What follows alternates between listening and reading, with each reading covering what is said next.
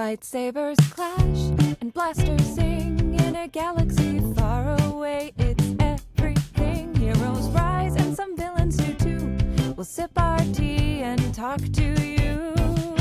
It's tea time on Tatooine. Use the Force, live the dream from Hoth's cold to Endor's green. It's tea time on Tatooine.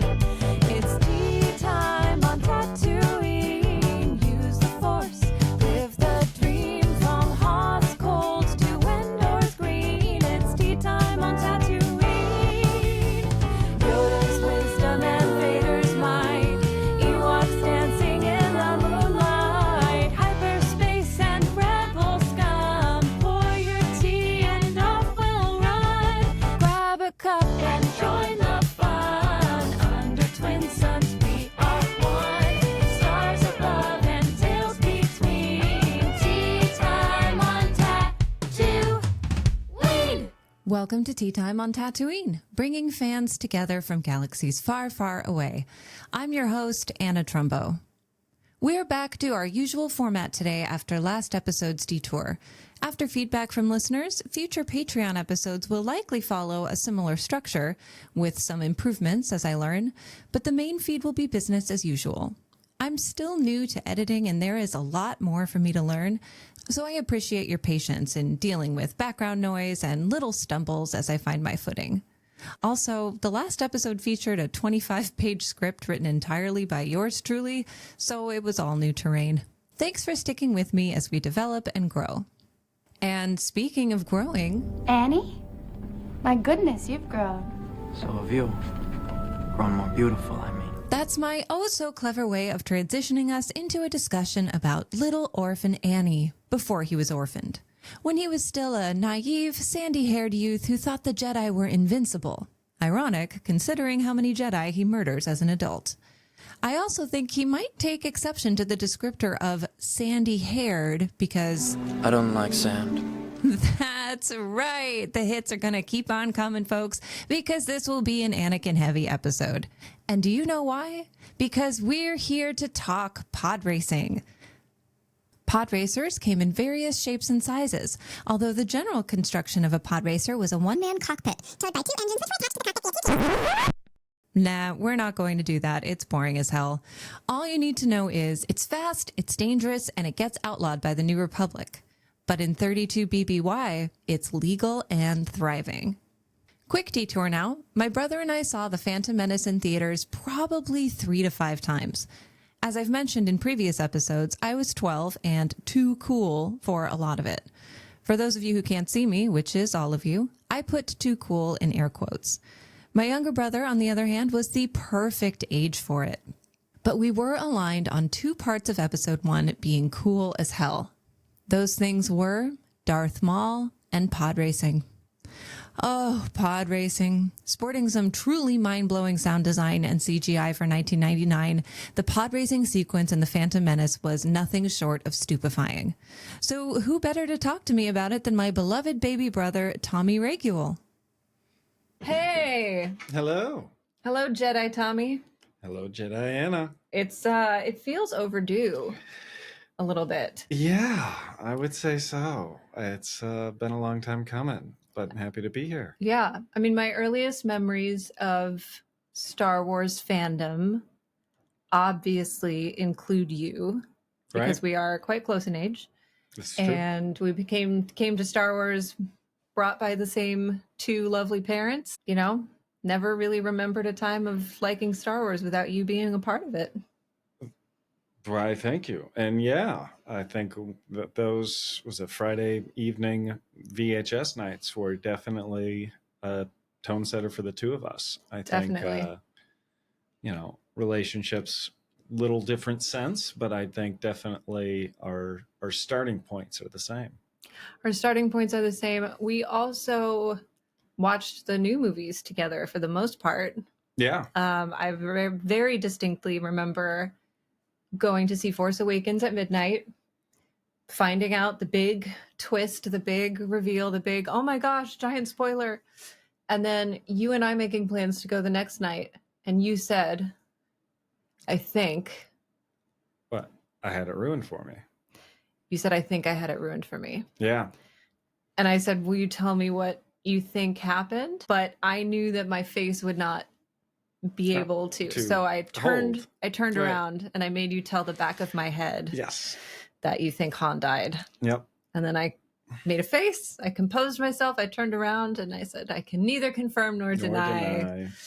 Yes. Tight poker face, but Tight poker face. No, that was a tough one. But yeah. Yeah, no. And you were around for the prequels too. We should say all 9. But we weren't going. You were, I think, a little older at that point, and maybe in your valley of Star Wars fandom in your high school years, maybe.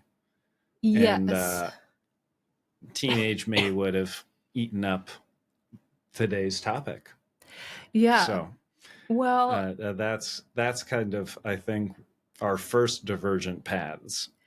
Yes. In our fandom. I agree. I think when Phantom Menace came out, it was 99, so you would have been almost 10, yep. And I was 12. And I definitely walked out of that movie thinking that I was too cool for it.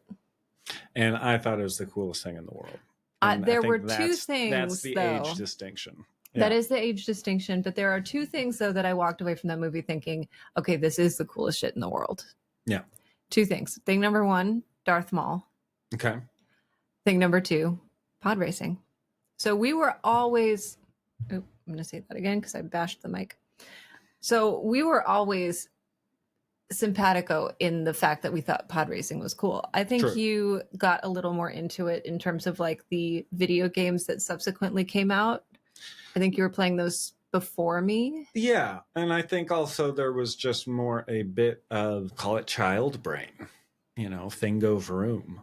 Yeah. So, the things that stuck out from the first time watching it in the theaters were pod racing, Darth Maul, the large underwater fish that kept getting bigger. Oh yeah, there's always a bigger fish. There's always a bigger fish. And that big set piece at the end of on the planet, the droid control satellite station, the Trade Federation, right? Exactly. Yeah. And just marked out for the big set pieces. And I think Anakin, whether he was supposed to be older, he definitely looked like a 9-year-old. And so there was a good amount of, I can be a Jedi. Wow. But that really was kid bait for me in that respect, just the whole front to back. But, Star Wars aside, in the same way kids like monster trucks, pod racing was a box check in a huge way. Yeah. Yeah. It was that perfected. It was a beautiful movie, just visually full of a lot of chock full of stimuli. I remember, even though I thought I was too cool, major quotes around too cool, I still loved it because it's Star Wars, but this was at a time when it wasn't cool to like Star Wars. If I were to go to school in 1999 and on May the 4th wearing Jedi robes and say, "May the 4th be with you," I wouldn't have gotten beaten up because I went to an all-girls school and that was kind of beneath us. No, but it was sort of behavior. I would have been shunned. Can't hardly wait clueless era of high schoolish years, so I could see, yes, your freak flag not being able to fly as well as it can, now. Yeah, if we were flying freak flags in middle school and high school, it was Rent. Yeah, it was theater. Just a big Rent flag with you singing 95,600 minutes. Yeah, it's 95,000. That's how many minutes are in a year, Tommy. 95,600. It was theater. It was and being into like alt music, and that was about as subversive and like counterculture as you were allowed to be. If it was true nerd stuff, just forget about it. So as much as I wasn't crazy about the prequels when they came out, I didn't hate them. Right. But I definitely said that I did in my group of friends at school because no one else liked Star Wars. And it was just, I mean, you're young, you're not an all-girls school. It's very cliquey. It's very social. Reputation is everything. And I was very much into peer pressure and stuff like that. So yeah, pretended not to like it. But that was something that you and I were able to share, was a love of Star Wars, even when I couldn't really relate to other people my age on that. The freak flag was able to fly at home. Totally. Very, very much. And interestingly enough, the person in our home who collected every single Phantom Menace Lego set without exception was not you. No. Nor was it me. It was our full-ass grown father. Yeah, indeed. Who, for those of you who are not watching on YouTube, collected every single Phantom Menace Lego set, all of the pod races, Watto's garage. I think everything. I mean, and they were quote unquote for me, but I think that was as much an excuse for Mom for him to buy every last one of them. Yeah, and did you put them together? Did he put them together? I did the first time, and that was, I think, again, one of their rules. But here they are 25 years later almost, and no, to the year. They were in Ziploc bags with the boxes cut out with the photos so you could see everything with all the pieces still there. So they were meticulously maintained. It was pretty amazing. Yeah, our whole ass crazy father. God bless. I was talking about inheriting Lego sets, and someone was like, "Oh, I'm so sorry to hear of your father's passing." I was like, "No, my dad's fine. My stepmom just has demanded that he divest himself of all this junk to make room in their house now that they own a house together." Well, that's fair. That's very fair. That's a reasonable ask. It is a reasonable ask. So question though about pod racing. Oh, no, sorry. Going back to the prequels being for kids, what was your take on Jar Jar? Were you a Jar Jar fan? Knowing that Jar Jar was made for kids and that's appropriate? Yeah, I think it found it funny. And like being 9 at the original, I didn't think I left going, ew. I think I was on board with Jar Jar and Misa. Oh, muy, I love you. Yeah, totally worked for me as a jester in a movie for, as a child. I think the funniest, part of Jar Jar being the revenge of Jar Jar, him being the casting vote in the Senate. And so they made him an essential part of all of it as like I hear your feedback. I will codify him in lore politically in a way that you cannot remove. I think is hilarious. But to that end, Jar Jar fan. I am a later in life Jar Jar fan. Jar Jar apologist. I don't know if I'll say fan. I'm a best fan. Yes. I'm a Jar Jar. I'm fond of Jar Jar. Right. But I think that's a really good point. They made him unretconnable. I mean, he is directly responsible for Supreme Chancellor's emergency powers, and the creation of the clone army. Absolutely insane. Yeah. But hey, good on George. Well, and that spurned the whole internet fan theory of Darth Jar Jar, which we have named our studios after. This is the Darth Jar Jar studio. Did you watch the Lego Rebuild the Galaxy? No, I have not. It's a very fun watch. They're very, very short episodes. Okay. And it's sort of the Star Wars answer to Marvel's What If. Right.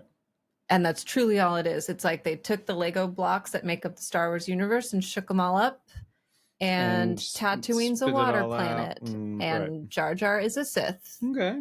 And Right he owns the Millennium Falcon. And Emperor Palpatine is a Jedi. So is Jabba. Right. Just a lot of, Plug they're- and play. yeah, those are some fun little reveals. But for all of those that I've just said, there are like 25 more little ones in there that you're Yeah. like, ooh, that's and that's so good. And there's such short episodes. I think there are only like 4 or 6 of them. So Okay. highly recommend. Nice. But yeah, Mhm. so pod racing. Pod racing. Now this is pod racing. Yes. I mean, what is there? Tell me your thoughts on pod racing. Let's talk about pod racing. Well, I think to talk about pod racing is to talk about our friend George, Mm-hmm. because that little hobbit of a man loves world building in a way where, and it's what made the first trilogy absolutely superb. But with unfettered creative control and no other producers or writers, you get to spend 24 minutes of a already overrun movie, playing with Matchbox cars for the world to see. And I find that from a cinematic experience both fascinating and extremely gratifying. And so beyond caveman brain as a child, it would be like if James Cameron said, in The Way of Water, we're going to have, an aerial dogfight of those kind of flying, creatures. But it's going to be 30 minutes because I loved kites as a child. Yeah. Who's and- going to tell him no? No, couldn't. And well, maybe today, because of George Lucas and pod racing, there was one chamber, there was one bullet in that chamber.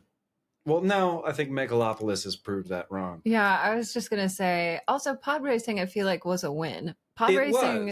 It was. Yeah. I'm not saying it's not, but it's also, masturbatory in a creative sense. Yes, which a lot of art is, and often is not. I mean, like masturbation is not enjoyable for anyone other than the person doing it.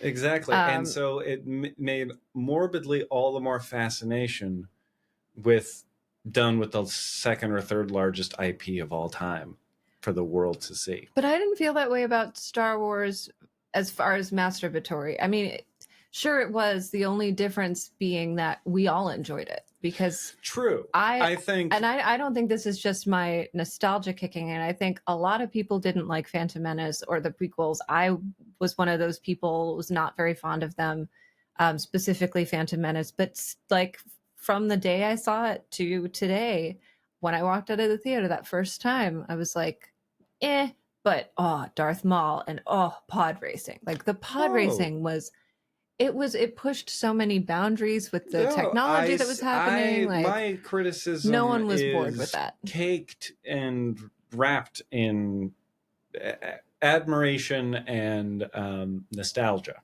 Yes. So I should say that coming back around on these things and looking at them almost incredulously, is again out of admiration, because to take this idea and then put sound design behind it that I think is, second to none. Truly. Maybe in terms of a sequence, if you just cut dialogue and visuals, maybe the best sounding bit in all of Star Wars. To, further, quintessentially Star Wars, introduce maybe 50 characters over that period of time that you never hear from again, and now have rich backstories, First and last plots names, and novels, and so it is a credit but it is also just morose fascination in which we find ourselves 25 years later enamored with pod racing. It's, but you know, was there sport in the first trilogy? Luke said that they would like shoot womp rats out in Beggar's Canyon, But I think that's which I just think was just hick rednecks, boys shooting their BB guns raccoons. in the forest. Yeah, exactly. Yeah. So there, we do know that Han won the Millennium Falcon gambling. We don't know on what, so it could have been a sporting event. I mean, we know now it was a game of sabacc, but at the time, Right. we didn't really know what. We have hologram chess. We have hologram chess. Which is a game. I wouldn't say a sport, but same with sabacc. I'm just trying to think of. I think there might be some illusions, but there were definitely nothing that we see. yeah. And so I think, again, taking that long walk for the drink, that is, we're going to show you a sporting event in Tatooine to show you the dangerousness, the risk, the recklessness of life, the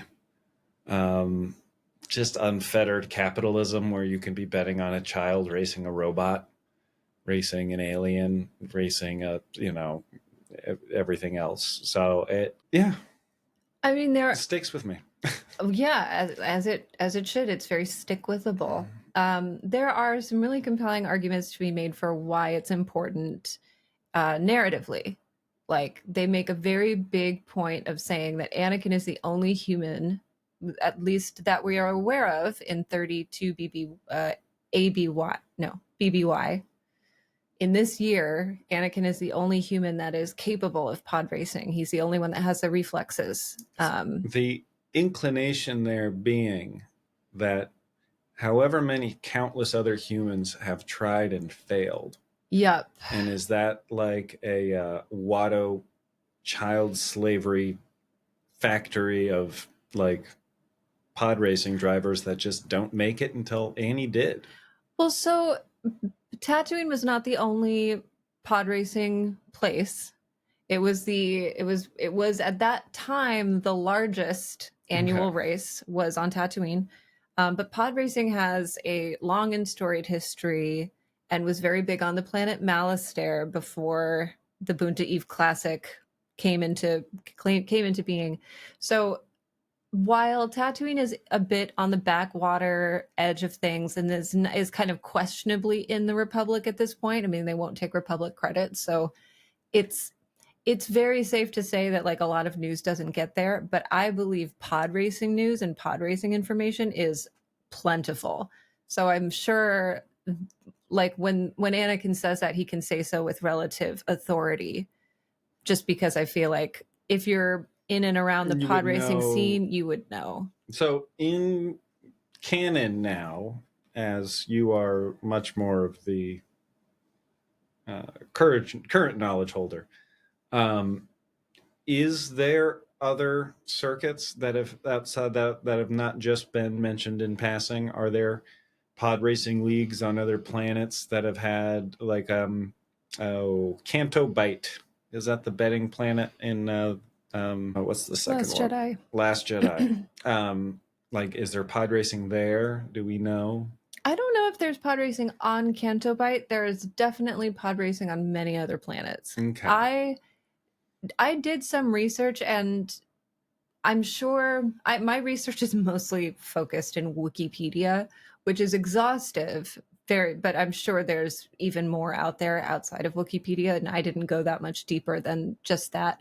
The limited pieces of information I was able to get leads me to believe, in my mind, I'm thinking of it as like an F1 setup, where there are different things on different planets, and then you become like the world champion.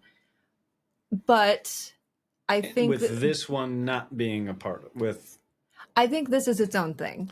The Boonta Eve Classic is like, now I'm imagining it's the all-star game, kind of. You see, I always thought it of like the Tatooine Classic, and each person is like of basically because of the corruption of Tatooine, each one is basically some mobs or some, lackeys, everyone has a Watto. Okay.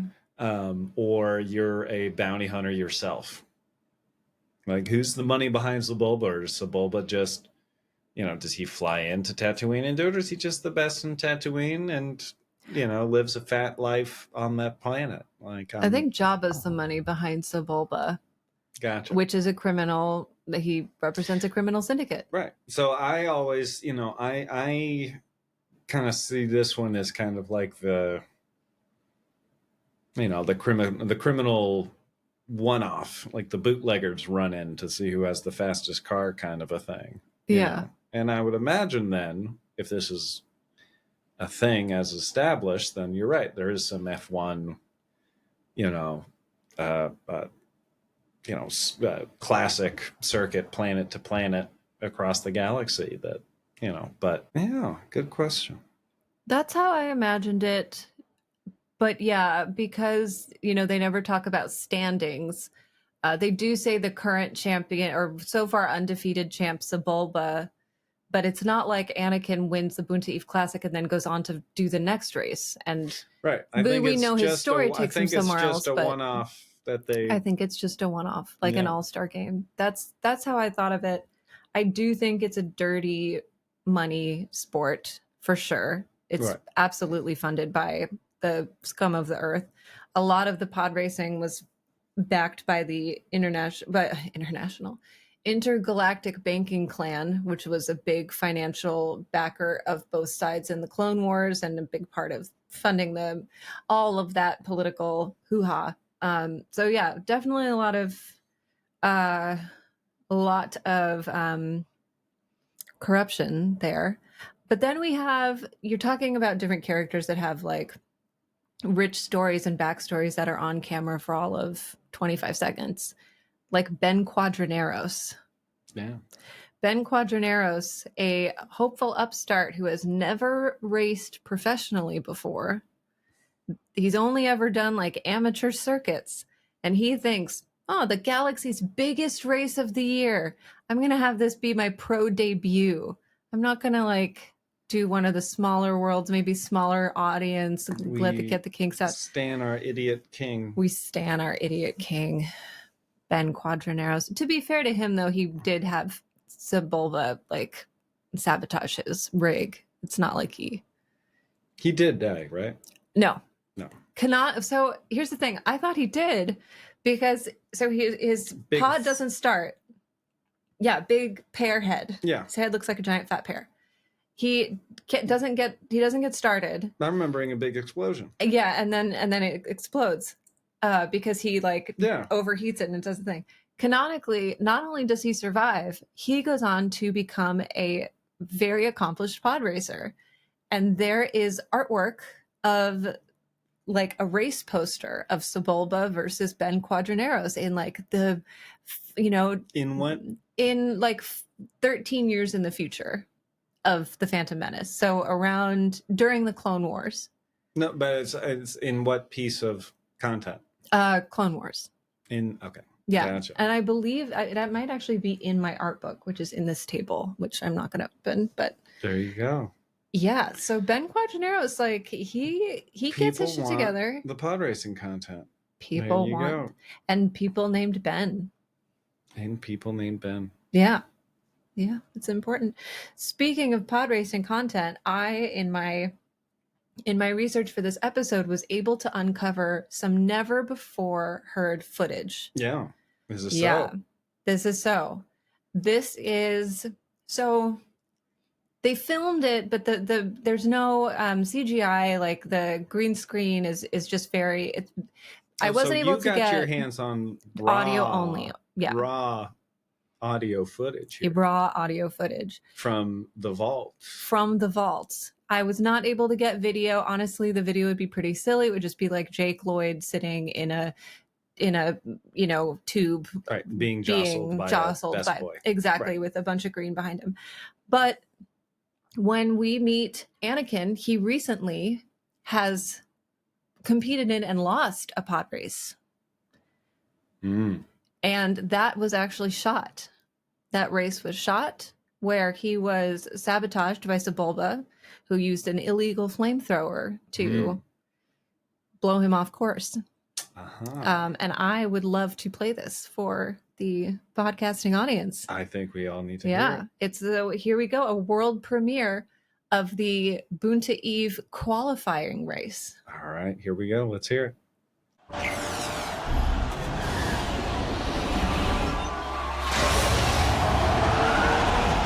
Welcome back, Sentients, to another death-defying race on the sands of Tatooine. This is the Boonta Eve prelim, the one, the only warm-up to tomorrow's big event. It's a scorcher out here today, folks, and we've got a star-studded lineup, including the reigning champion himself, Sebulba!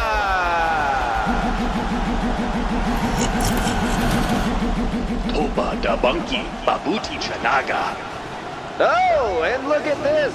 There's a young Anakin Skywalker racing to prove that just because you're a slave with a scrap-built pod racer doesn't mean you can't challenge the best. Hi, Mom. What do you think, Bede? Kadoba Julia Timari.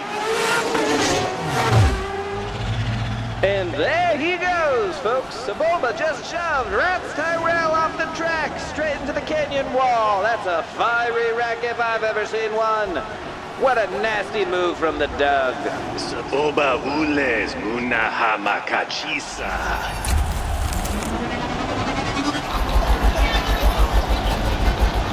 Sebulba's making his move, folks. And Skywalker, well, would you look at that? The kid's pushing his pod to the absolute limit. He's gaining on the Doug. I'll be fine. Anakin is attempting his sand-skimming maneuver to pass Sebulba. This is insane! Haitruba Dunaga Ojakta Gratug. I'm right behind him. I just need a little more speed. Now this is pod racing.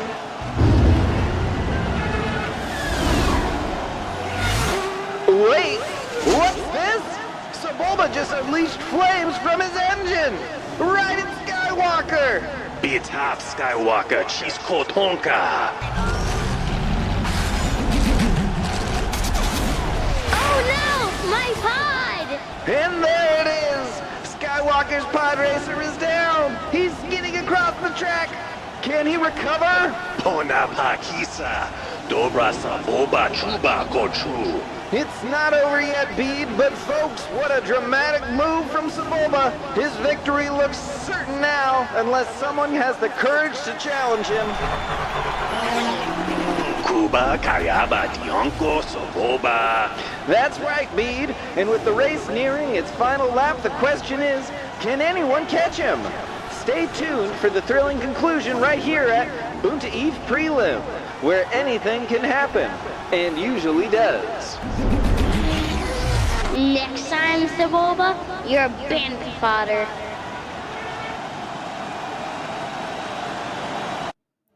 Wow.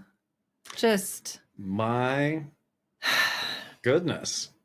Do we think it should have been kept in the movie, or was it a good move to I think keep it out? we needed a podcasting trilogy, or sorry, pod racing trilogy is what we needed. I think we needed a pod racing trilogy is what we needed. Yeah. Yeah. That, I mean, just what that performance by Jake Lloyd really sells it in that audio. You can really hear the terror and the hope when he's right about to win, and just, classic Sebulba. Classic Sebulba. Getting Up to him his again. tricks. Up to his tricks. Up Hope to he his gets it tricks. one day. I hope he gets it one day too. That would be a great part. That would be a great point for us to take a quick little break. We're going to be right back with more Tea Time on Tatooine.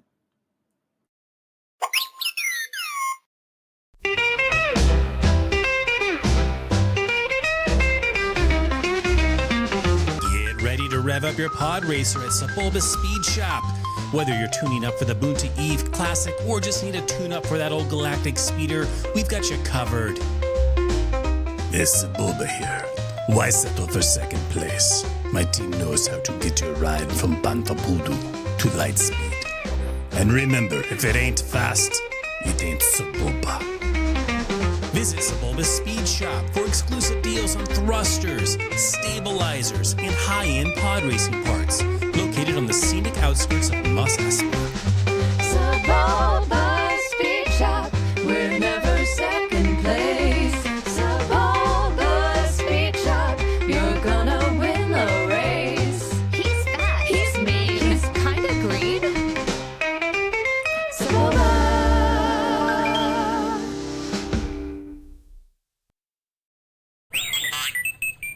Welcome back to Tea Time on Tatooine. I am here with my lovely baby brother, Tommy Raiguel. Hello, hello. And we were talking about pod racing. You brought up a good point of just the exploitation of Annie as being a slave and everyone gathering around gleefully watching a small child participate in what is essentially a blood sport. Yes. That it's cool that he's the only human that can do it. He's also a child. But when you think of... I also going under the assumption that there may have been a half dozen other Annies before Annie. Very possibly. I don't think Watto wants him to be pod racing. I think you're right. Because otherwise he'd bet on him. Otherwise he would support him. I don't mean like emotionally support him, but I mean like he'd build his pod for him. He would financially back him. He would be, but instead he's like, no, I bet on a Sebulba. And in my mind, the way I do Watto, it's like Mario. I bet on a Sebulba. And that's a much cleaner. It's a much cleaner. It's an impression I'm much more comfortable doing. Yes.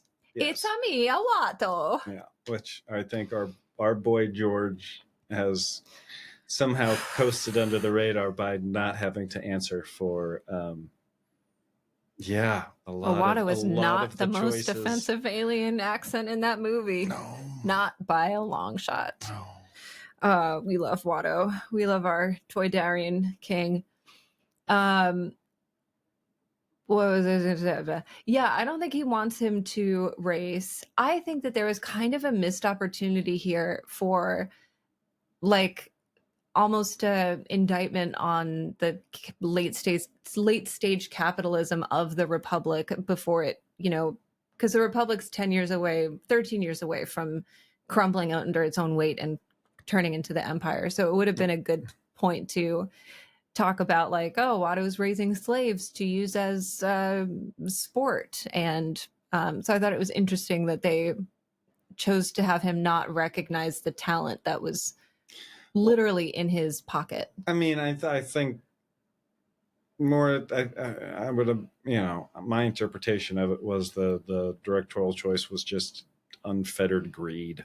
And, I have my guy, you're useless. I'm not going to bet on useless and not seeing anything beyond a slave asset, and, ultimately, going up to a bet to part with him. Well, and a very talented mechanic, which is something that I guess he would lose if he got blown up. So it would make sense, I guess, that he doesn't want him pod racing. Right. No, this is true. Good child slave labor is hard to come by these days. It You know? really is. These goddamn unions busting everything with the wage restriction laws. My question to you, since I brought it up a little earlier, is The Last Jedi better or worse if they replaced the horses in Canto Bight with pod racing? Oh, I think worse. I think pod racing would have made it a distraction because everyone would go, oh, that's a thing I know. But also, isn't that a lot of the point of the last three movies? No, I feel like The Last Jedi took a solid turn from that. My boy Ryan, I did my favorite of the newest, so I'll give him that. But in terms of consumption and just what of the three movies, what am I going to pop into what am I going to pop on and watch? It's The Force Awakens for me. but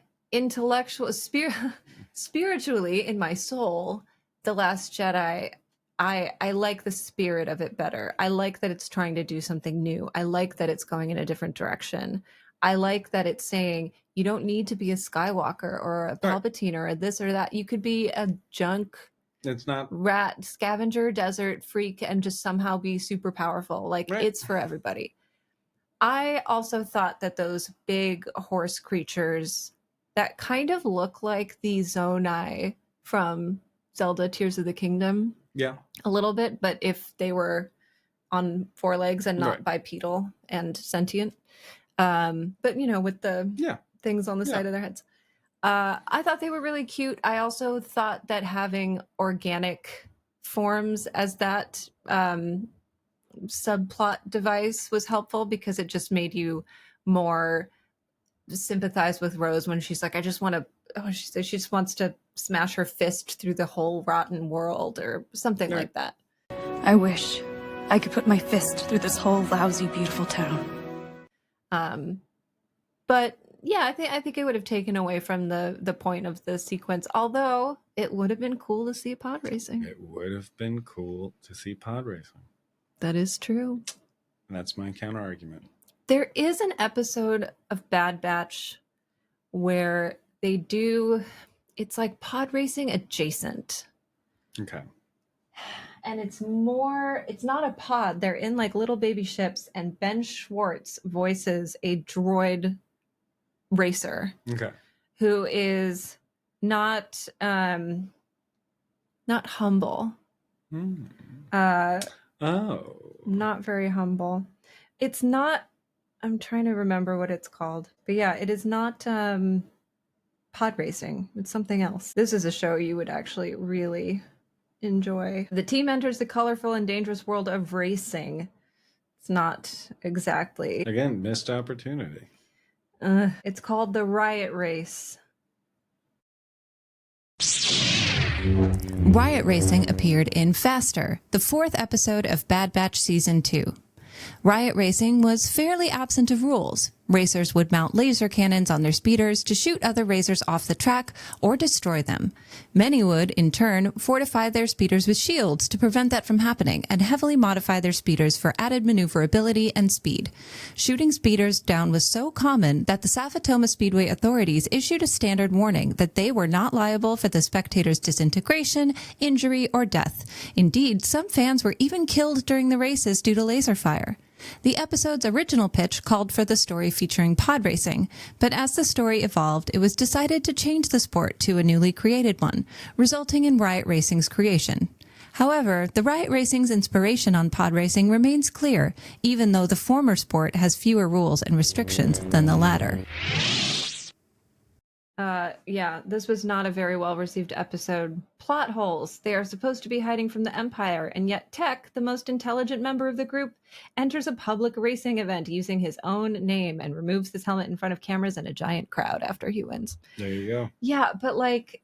I got other problems, it sounds like. Other problems, man. Yeah. It was a fun episode. It was very much a nod to pod racing. I will send you a clip. It's enjoyable. Mostly for Ben Schwartz being a bitchy, unhinged droid who gets dismantled and then is being remantled, comes to and is like, no, you must not put me together. Only I can put me together. I have the blah, blah, blah, blah, blah. Right. And then gets hit again and obliterated into smithereens and has to be replaced by a member of the Bad Batch. And the rest is history. And hilarity ensues. I am shocked that we haven't gotten like a pod racing TV show or something. I'm shocked that there's not more pod racing content. Yeah, for the hit that it was with the first movie, and them having no problem in going back to IP. No, I am absolutely shocked. Even a updated version of the video game, because the N6 they've done ports of the game. But that's not the same. But it's not like a, Forza or Need for Speed level pod racing game, which they could really get into the parts of the ship, up like almost an RPG kind of experience of building race your the own circuits, find your sponsors, get your so-and-sos, race for your freedom. Pick which syndicate is going to back you. Are you Sure. Black Sun? Are you Crimson Dawn? Are you a Hutt? Like who's your daddy? Who's your crime boss daddy? Exactly. I love this. This was the 25th year anniversary of the movie. This would have been the year to do it. True. But I think, the way opinion. game development works, it's all like 5-6 year cycles. So maybe they got something for 30 year, hopefully. Maybe. One can hope. One can hope. I did find the pod race to be one of the more fun, if not most challenging parts of the Lego Star Wars game. I don't think I got through to that point. It's very fun. Yeah. I had to do it.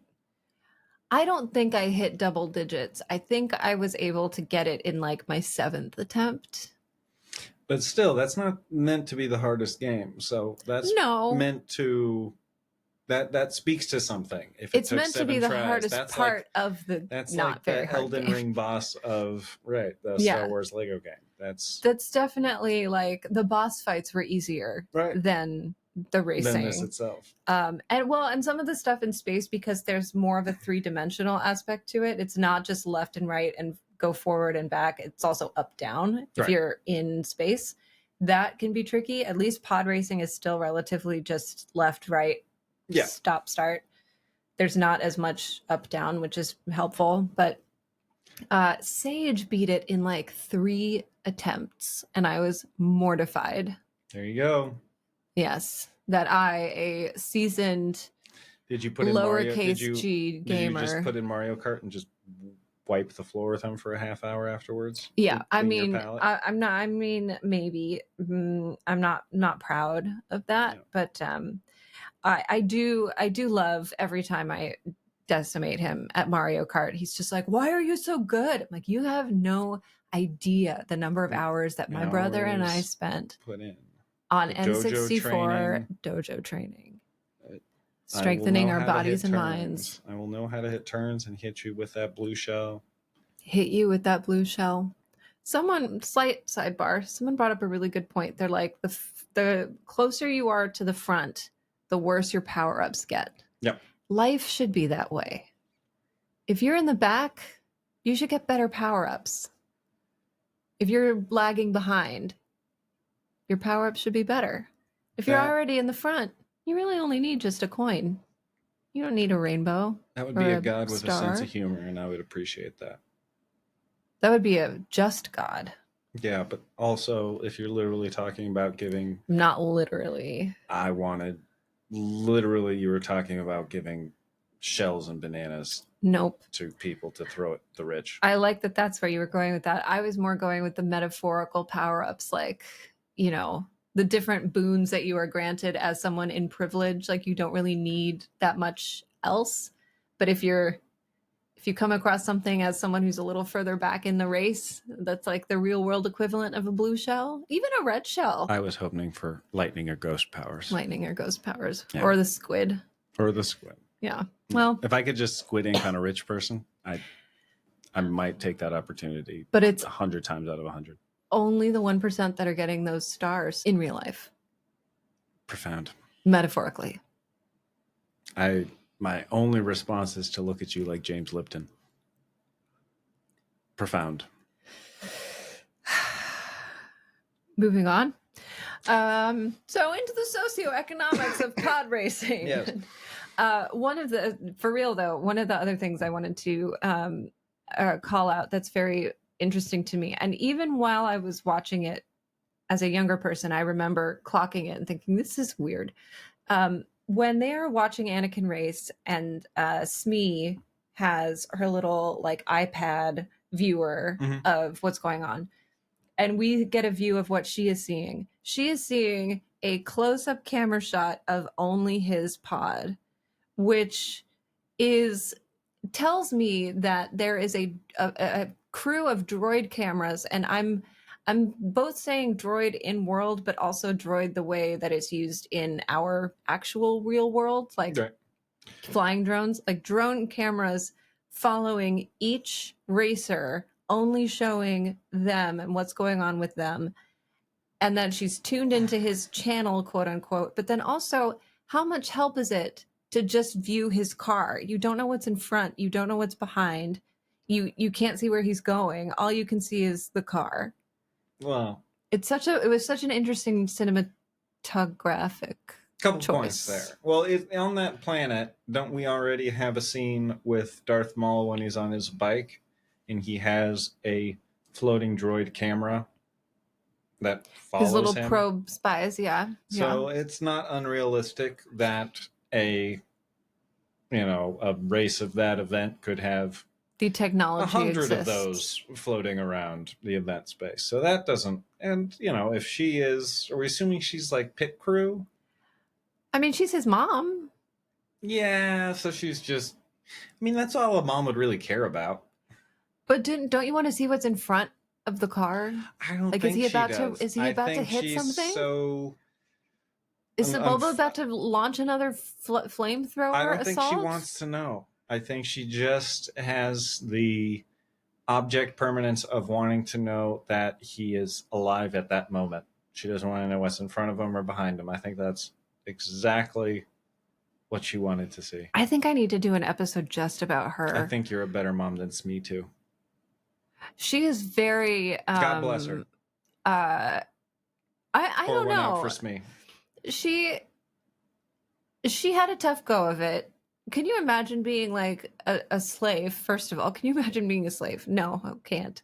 If that's not enough, she doesn't strike me as a terribly intelligent person. That's, it doesn't take too much to put together that you could smother Sebulba or Watto in his sleep with a pillow. I think she could have freed herself from that situation. It's very possible. I think, and I wish she did. I'm not saying she was a failure of her not to. Let me get that. When straight. I say she doesn't strike me as very intelligent, I want to strike that from the record and restate it. We stand a dumb queen. I don't think she does not strike me as someone who is very well educated, because education and intelligence are two very, very different things. She might be very, very smart, but not educated, which would stand to reason. If she is a slave, they're probably not putting her through, night classes at the local Mos Espa city college. But could you imagine being like an uninformed slave person and all of a sudden enslaved person, and all of a sudden you're pregnant? You haven't had sex with anyone. There's no sex ed at the slave school that you're at. Like, you probably don't know what's happening to you. You have limited medical resources available to you. Right. And then you have this kid who's like so incredibly smart and gifted and charismatic and puts together these incredible trinket, makes C-3PO basically, and then these people come in and could offer him a life that you could never ever offer him. Of course she's going to be like, take my kid. Oh yeah, but it's heartbreaking. What was the hang? Oh yeah, operatically so. Yeah, and that was, I think, he is all she ever had in this world. What was the reason why? Did they not have enough fuel for two people? Why couldn't they? Qui-Gon asks to bring both of them, right. And Watto says, it's too much. 2 slaves, it's too much. It's a Mario, it's too much. Why didn't he kill him? So because he's a Jedi. Jedi don't break the law. Jedi are only the good guys. They are the law. They're cops, Tommy. Yeah. Cops they are the law, Tommy. They are. Cops never kill. No, not unjustly. Never. I know, never, not once. Mm-hmm. What's the thin blue line version of Jedi? Thin blue lightsaber. Ugh. This is not funny anymore. But they are, especially in this regard, they are in a diplomatic role, and it is not. Tatooine's already not super Republic friendly, so they're not out to make enemies. Right. He does try to take her with him. Watto says, "No, you can only have one." Right. And he says, "I'll roll you the dice," Yeah. which he may or may not have made land on the Right. side that was going to have Annie. Now, I had Greg and Miles on this show, Yes. and Greg said, why didn't Qui-Gon helps me out? And I immediately launched into like, well, the Jedi aren't allowed to have emotional attachments, like nerd splaining. And he was like, no, I get it. But like, Why slip her, couldn't he have 100 set her credits? up in a condo? Like, he could have freed her and set her up on a different planet. He Right. could have freed her and found her an apartment anywhere else Yeah. out of slavery. Yeah. And so my weak ass excuse was, well, she did end up getting purchased by someone else who fell in love with her, married her, or freed her. I don't think in that order. I think freed her and then married her. And in my weakling excuse was like, Qui-Gon had a vision of the future and knew that she'd find a nice slave owner. Also, like, how much consent can you give to marry someone who's who once purchased owned you? Yep. Yeah, even if they freed you beforehand. What do you really... Yeah, it would have been nice. And Greg brought up a very good point. It would have been nice for Qui-Gon to set her up with a condo in Cloud City. Give her a blaster, like in a pillowcase when she is just at the end of that scene where he takes Annie and he goes, and this is for you. And then she just looks inside and turns into a Scorsese film of justice. Yeah. I like that I was saying, that they don't do anything wrong when, like, the first thing that he tries to do is manipulate Watto into taking a form of currency that he's not comfortable dealing in. Right. Republic credits will be fine. No, they will not. So he's fine getting what he wants, but he didn't want Smee there. No. Damn Qui-Gon. Damn Qui-Gon. Before we wrap up, Yeah. I do have some other really important questions. Sure. What kind of merch do you think they sell at pod racing events? And what kind of snacks do they have at concessions?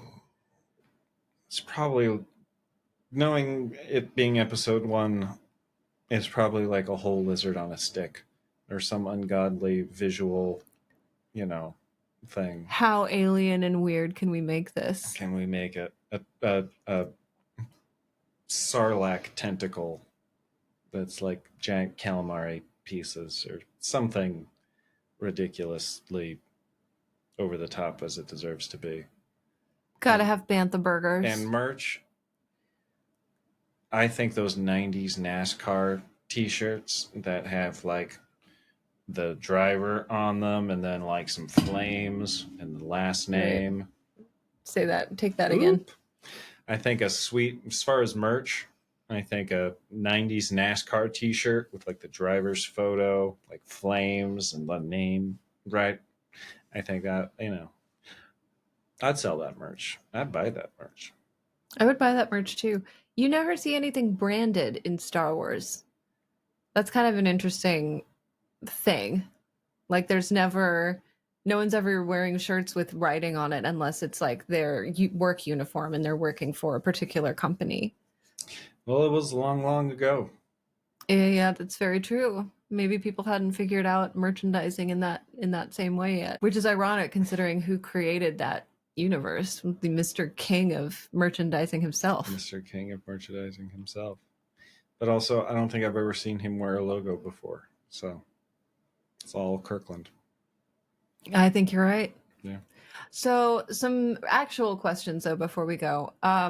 What Star Wars character in movies, television, books, video games, any canon or non-canon Star Wars character do you relate to the most?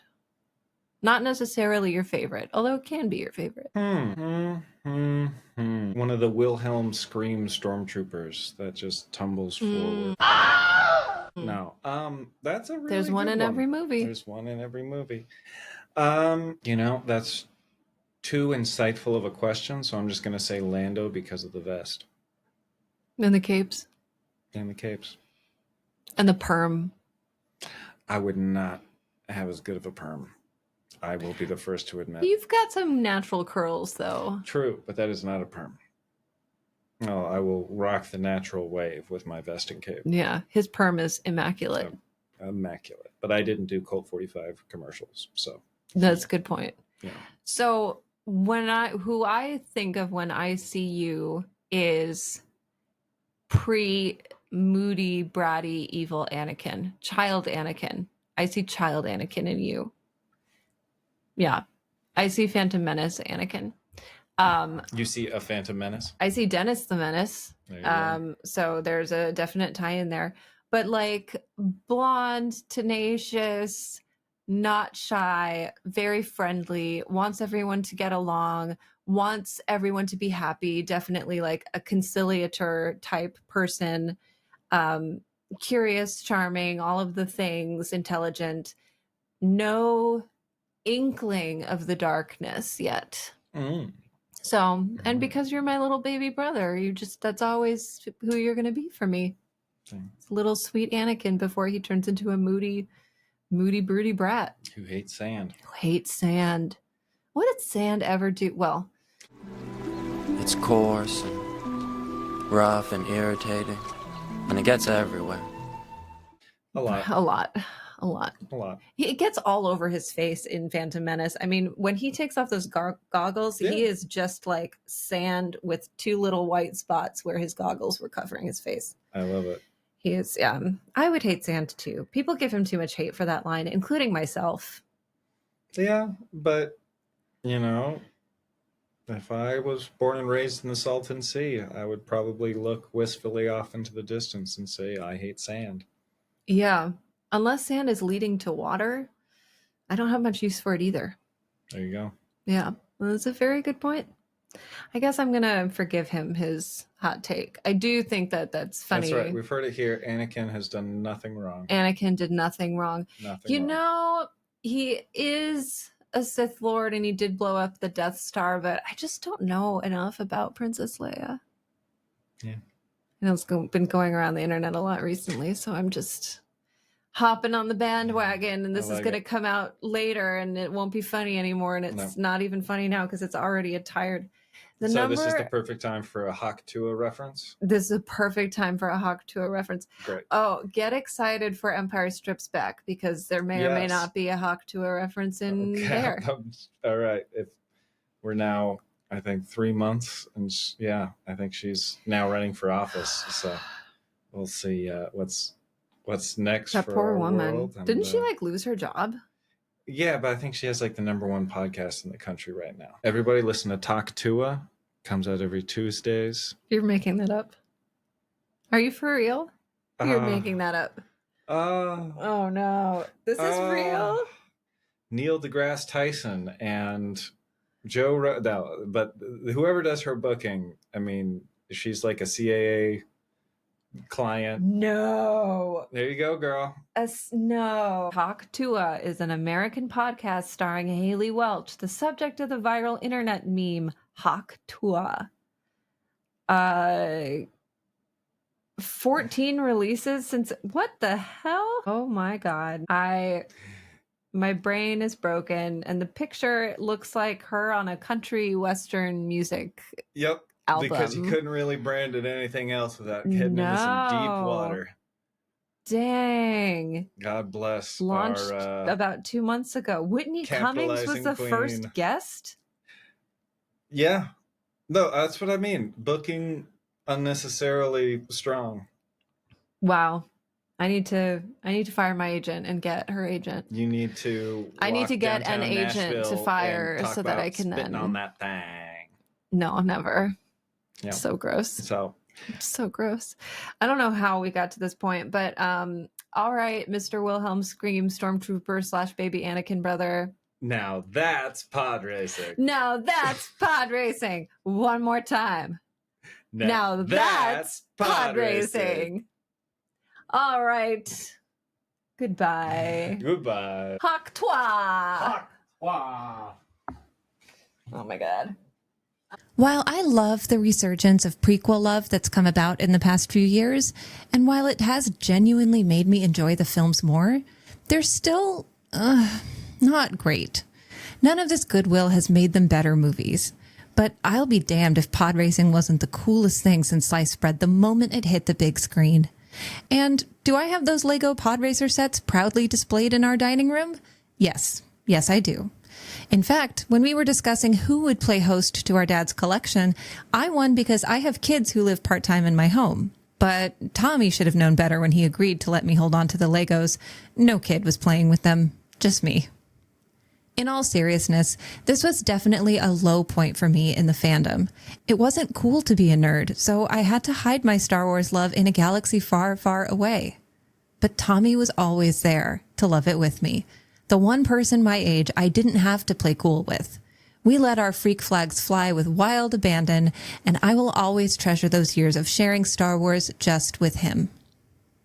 Quick note, our fourth and second to last installation of Darth Plagueis book discussion comes out on Wednesday. Check it out at patreon.com/Teatime on Tatooine. We appreciate your support.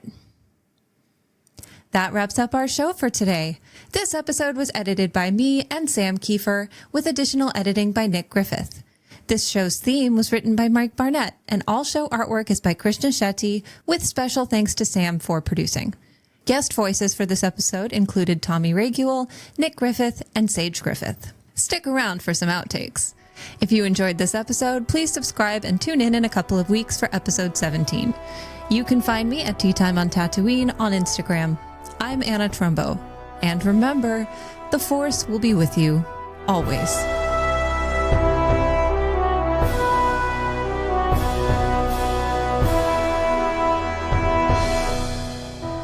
You're in a ship, you're going fast, it's like the coolest thing that's ever happened to you in your entire life.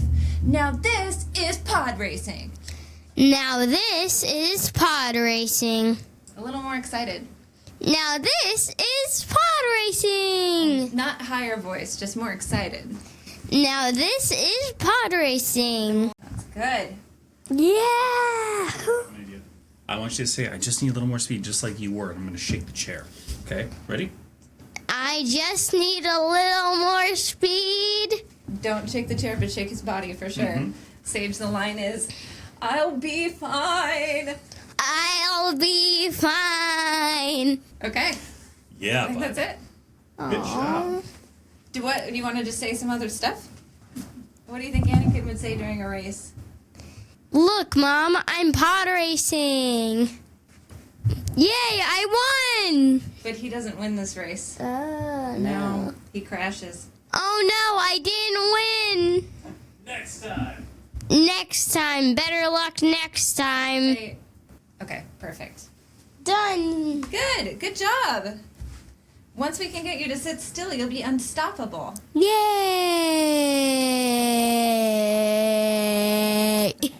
Hawk toi. Oh my god.